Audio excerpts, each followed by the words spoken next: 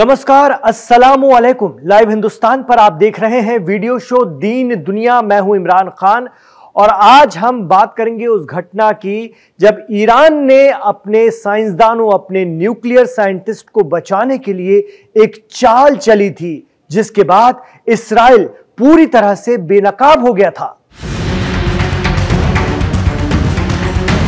Iran के nuclear programme को नुकसान पहुंचाने और उसे बर्बाद करने के लिए इस्राइल और अमेरिका पूरी तरह से आमादा हैं। इसके लिए उसके परमाणु ठिकानों को खत्म करने के साथ साथ उन न्यूक्लियर साइंटिस्टों को भी निशाना बनाया जाता रहा है जो ईरानी जौहरी प्रोग्राम की रीढ़ हैं।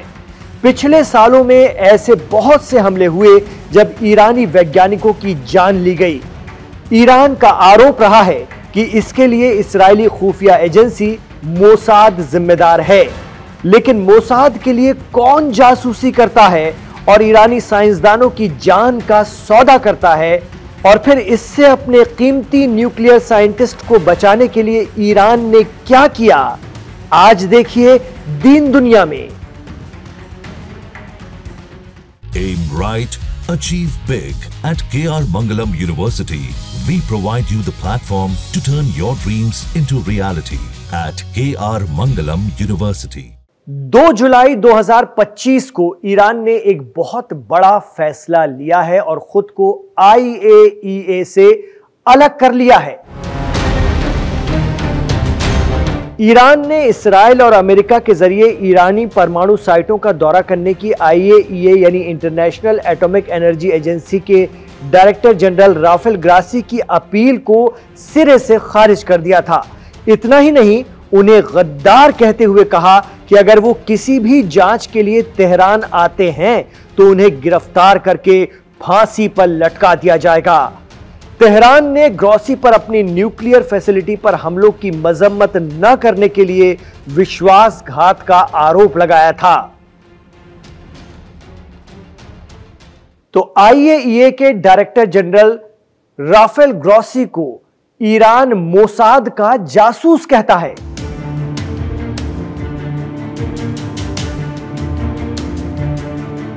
ईरान के supreme leader Syed Ayatollah Ali Khamenei के मुखपत्र माने जाने वाले काहयान अखबार ने IAEA के डायरेक्टर जनरल राफेल ग्रासी को मोसाद का जासूस करार देते हुए खुली धमकी दी है कि अगर उन्होंने ईरान की जमीन पर कदम रखा तो उन्हें सूली पर लटका दिया जाना चाहिए। एक्सपर्ट कहते हैं कि इसके पीछे ईरान की एजेंसियों का वो तजुर्बा या कड़वा अनुभव है जिसकी बुनियाद पर ईरान अब IAEA को भाव नहीं देता। ऐसा नहीं है कि ईरान ने IAEA को अपने यहां जांच करने का मौका नहीं दिया था। आरोप लगता है कि राफेल ग्रॉसी इस्राइल अमेरिका के लिए जासूसी करवा रहे थे ईरान में। इतना ही नहीं, न्यूक्लियर साइट्स पर हमला करना वॉर क्राइम माना जाता है, लेकिन राफेल ग्रॉसी ने इसकी मजम्मत या निंदा तक नहीं की, जबकि वो एक जिम्मेदार तंजीम के डायरेक्टर जनरल हैं, जिसके चलते ईरान में उन्हें सजा देने पर बात हो रही है।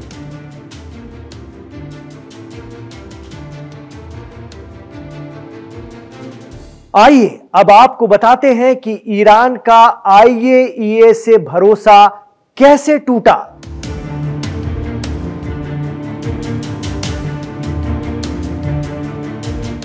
मीडिया रिपोर्ट बताती हैं कि दरअसल ईरान को कई सालों से यह शक था कि IAEA अमेरिका और इस्राइल के लिए काम करता है।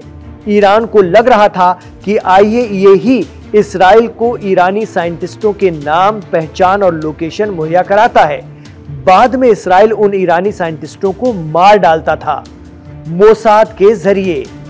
ऐसे में ईरान ने इस शक को यकीनी बनाने के लिए एक एक्सपेरिमेंट किया। उन्होंने जानबूझकर IAEA के इंस्पेक्शन या जांच के वक्त अपने कुछ ऐसे लोगों को तैनात किया जो न्यूक्लियर साइंटिस्ट नहीं थे, यानी नकली साइंटिस्ट बनाए गए। IAEA की टीम से उन्हें ही मिलवाया गया न्यूक्लियर साइंटिस्ट कहकर, और फिर देखा गया कि उन पर हमला हो रहा है या नहीं। 6 से 8 महीनों तक इंतजार किया गया। ईरान ने पाया कि बाकायदा इस्राइल की एजेंसियों ने उन लोगों को निशाना बनाया जिन्हें ईरान ने डुप्लीकेट साइंटिस्ट बनाया था, यानी उन लोगों पर हमला हुआ जो साइंटिस्ट थे ही नहीं। ईरान का आरोप है कि इससे ये साबित हो गया कि IAEA ही वो वाहिद रास्ता था जहां से इंफॉर्मेशन इस्राइल को पहुंच रही थी।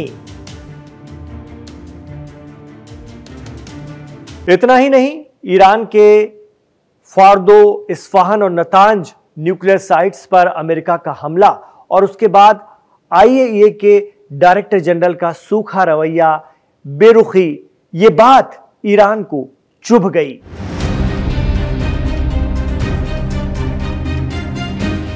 इसके बाद ईरान ने अंतर्राष्ट्रीय परमाणु ऊर्जा आयोग यानी IAEA के साथ सहयोग न करने का फैसला किया। ईरान के प्रेसिडेंट मसूद पजेश्कियान ने IAEA के साथ सहयोग को रद्द करने वाले कानून पर दस्तखत कर दिए। 24 जून को इस्राइल के साथ ईरान का युद्ध विराम होने के एक दिन बाद ही ईरान की संसद ने IAEA के साथ सहयोग रद्द करने के लिए भारी बहुमत से वोट किया था और फिर 2 जुलाई 2025 को ईरानी मीडिया ने तस्दीक कर दिया कि यह कानून अब प्रभावी हो गया है।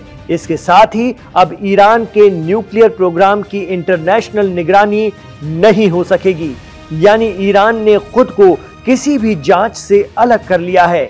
एक्सपर्ट कहते हैं कि ऐसे हालात में अब वो अपने न्यूक्लियर मिशन को खुफिया तरीके से आगे बढ़ा सकेगा।